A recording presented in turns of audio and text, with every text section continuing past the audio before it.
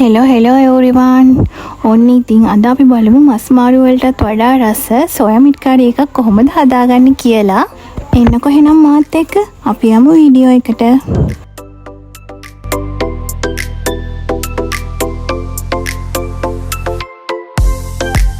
මෙන්න මේ සොයා මීට් එක තමයි අද මම හදන්නේ.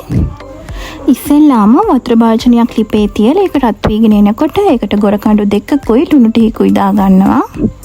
ඊට පස්සේ සොයා මීට් ටිකක් දාලා හොඳට තඹ ගන්න.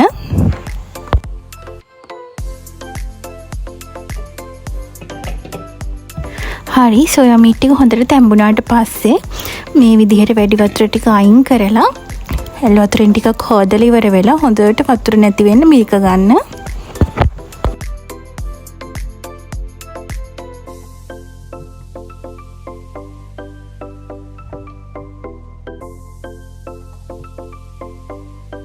ඊට පස්සේ භාජනයක් ලිපෙන් තියලා ඒකට තෙල් ටිකක් දාලා තෙල් ටික රත් වීගෙන එනකොට අබ තේ හැඳි භාගයක් දාගන්න. ඒකටම උළුවහල් තේ හැඳි භාගයකුත් දාලා මේ ටික හොඳට බැදෙන්න දෙන්න. දැන් අබ ටික හොඳට පුපුරන ගමන් තියෙන්නේ. අපි දැන් මේකට තලාගත්තු ඉඟුරු සුදු ලුණු දාගමු.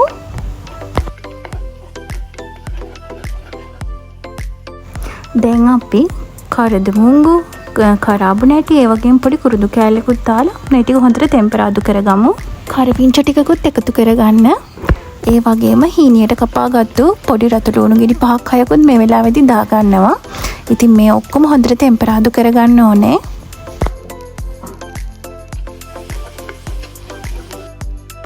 දැන් මම මේකට අමු මිරිස් කරලකුත් දාගන්නවා. දැන් අපි අමු 3-5 කුඩු තේ හැඳකුයි මිරිස් කුඩු තේ හැඳකුයි දාගමු. ඒ වගේම කහ කුඩු තේ හැඳි කාලෙකුත් දාගන්න. තව ලුණු තේ හැඳකුත් දාගන්න.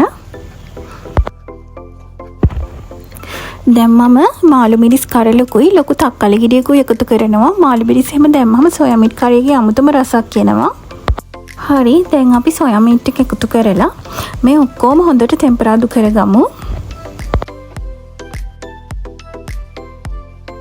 මේ වෙලාවේදී මම ගම්මිරිස් කුඩු තේ හැඳි භාගයකුත් එකතු කරගන්නවා. දැන් අපි හොඳ උකු පොල් කිරි එකතු කරගමු.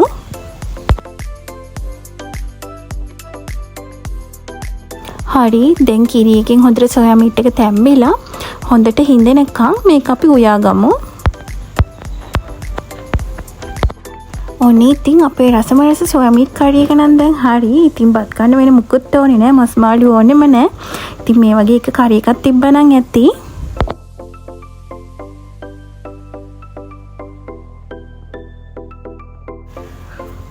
ඉතින් ඔයාලත් මේ විදිහට හරිම ලේසියෙන් සොයා මීට් කරි එකක් හදලා බලන්නකෝ. ඉතින් හරිම රසයි හදන්නත් ලේසි. එහෙනම් ඉතින් අපේ channel එකත් එක්කත් subscribe කරලා එකතු වෙන්න කියලා මතක් කරන ගම අදට ගිහින් එන්නම්. bye bye.